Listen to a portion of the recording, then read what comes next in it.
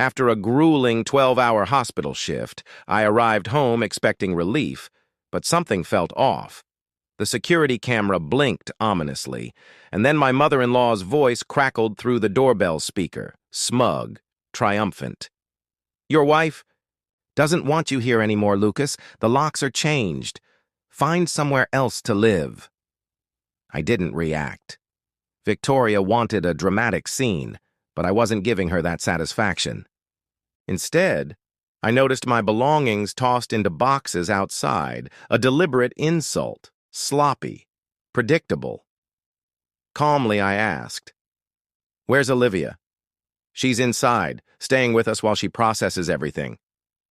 Victoria always hated me twisting Olivia against me with whispers and doubt.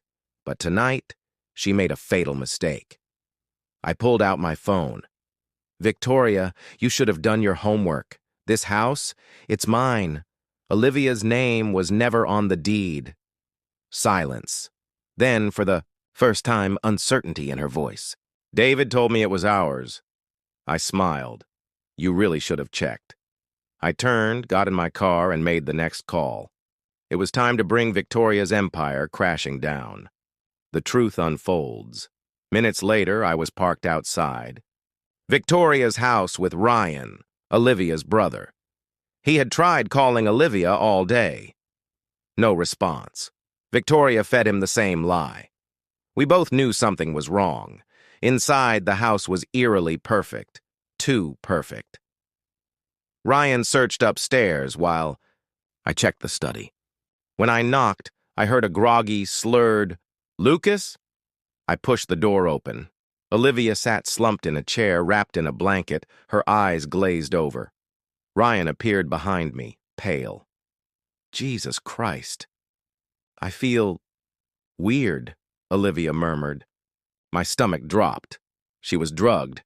I pulled out my phone. "Ryan, call an ambulance, now." Victoria thought she had won. She had no idea what was coming next.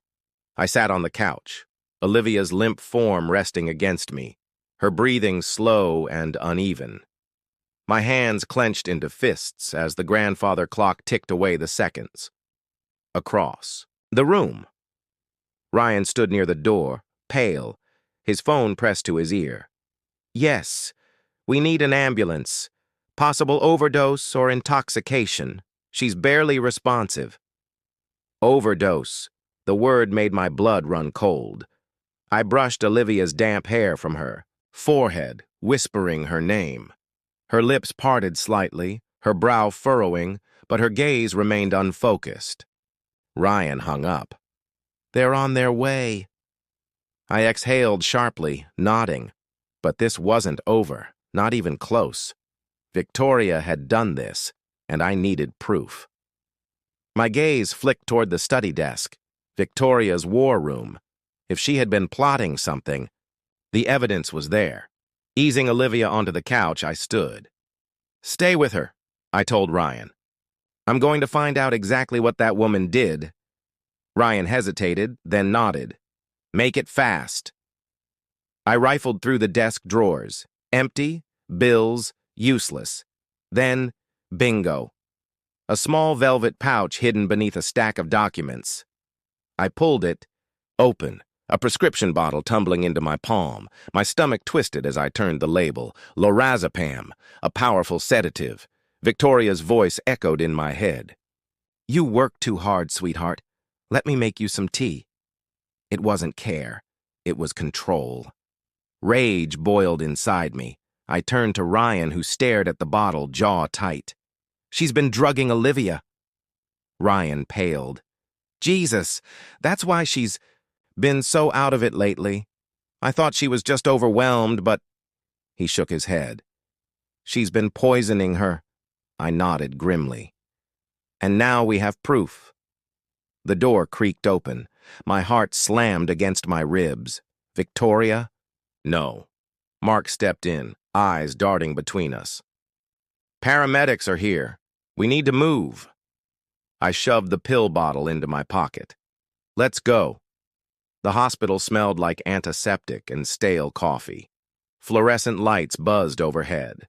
Olivia was Stable, but the doctor confirmed long-term exposure to lorazepam. She would recover. Then came the question that solidified everything. "Do you want to press charges?" I stood. "Yes." Natalie was already dialing. "She's going to prison." Ryan paced beside me. I knew Mom was controlling, but this? Drugging Olivia? Kicking you out? What was her endgame? I had a theory, a dark, ugly one. Before I could voice it, Natalie walked in, her expression tight. "Victoria's lawyer just contacted me. She's claiming Olivia willingly separated from you, that you're making false accusations out of bitterness." Ryan snorted. "Divorce? Olivia never filed for divorce." "Exactly," Natalie said. "She's trying to cover her tracks. She's setting up a defense." My jaw tightened. "Which means she thinks she can still win." Ryan exhaled, sharply. "She doesn't back down unless she's cornered." "Then it's time to corner her." Victoria's house loomed in the darkness, a fortress of wealth and control. Ryan parked 2 houses down. "She's probably still at the hospital," he muttered. "But if she left, we have to be fast." He retrieved a silver key from the glove compartment. "Behind the second potted plant," I smirked. Predictable. She thinks no one in the family would ever cross her. That arrogance is going to bury her. We slipped inside, moving toward her office. The door was locked, but Ryan had a second key. He turned it, and we stepped into Victoria's sanctum. Mahogany shelves lined the walls, filled with neatly labeled binders. A massive oak desk sat in the center, papers stacked in precise piles. We needed to be fast. I rifled through the desk. Financial records, legal documents, nothing useful. Then a locked drawer. "Ryan." He handed me a brass letter. Opener. I wedged it between the lock and frame, twisting. The lock snapped. Inside, a manila folder labeled Olivia, personal. I flipped it open. Handwritten notes in Victoria's elegant cursive spoke to Dr. Avery. Increased dosage slightly. Olivia more compliant. Encouraged separation talk. Reinforced idea that Lucas is neglectful. Olivia signed power of attorney today. Did not question it. My breath stopped. I turned to Ryan. "She got Olivia to sign power of attorney over to her." Ryan's eyes widened. "What?" I flipped to the next page.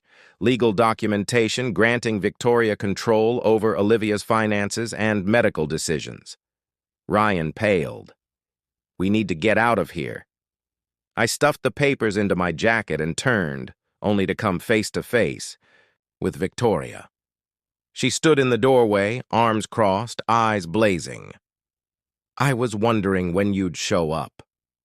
I exhaled, slipping the folder deeper into my pocket. "You should have left when you had the chance, Victoria." She smirked, though tension lined her shoulders. "I have nothing to hide." "Really?" I pulled the folder halfway from my pocket, just enough for her to see. "Because this looks an awful lot like fraud and medical coercion." Her face paled. Ryan stepped forward. "Mom, you're done. You drugged Olivia. You tried to erase Lucas. And now we have proof." For the first time, she faltered. I smiled. "You always thought you were the smartest person in the room, but you made one mistake." Her voice was sharp. "And what's that?" I stepped closer, lowering my voice. "You underestimated me." Her lips parted slightly. Her throat bobbed as she swallowed. I turned to Ryan. "Let's go." We walked past her without another word. The next time I saw Victoria, she'd be in handcuffs. I didn't look back. I didn't need to. She was trapped in the very web she had spun, and there was no way out now. Victoria had always treated people like pieces on a chessboard, but this time, she had lost. Ryan drove in silence, his hands gripping the wheel, jaw clenched in barely contained anger. I flipped through the evidence. Victoria's meticulous handwriting detailing every calculated move, every manipulated thought, every drugged dose designed to weaken Olivia.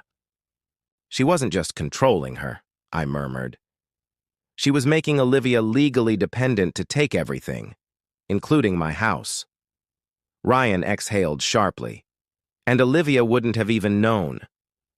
By the time we reached the hospital, Olivia had been moved to a private room. She looked better but distant, as if piecing together shattered memories.